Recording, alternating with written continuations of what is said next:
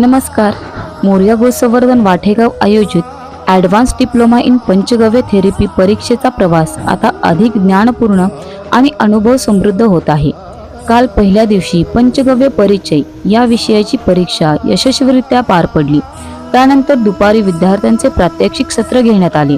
यामध्ये गोठा व्यवस्थापन कसे असावे, देशी गायीची योग्य जोपासना कशी करावी, चारा व्यवस्थापन, देशी व विदेशी गायीमधील फरक तसेच गोपालनातील विविध महत्त्वाच्या बाबीवर विद्यार्थ्यांशी संवाद साधण्यात आला. विद्यार्थ्यांनी केवळ लेखी परीक्षा दिली नाही, तर प्रत्यक्ष गोपालन आणि व्यवस्थापनातील ज्ञानाची ही कसोटी अनुभवली. आणि आज परीक्षेचा दुसरा दिवस.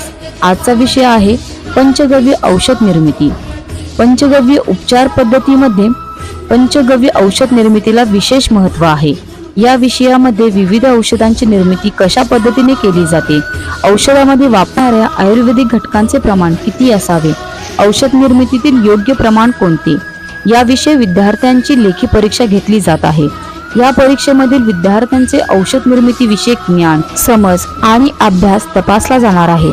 सर्व विद्यार्थी मित्रमैत्रिणींना आजच्या परीक्षेसाठी मनपूर्वक शुभेच्छा.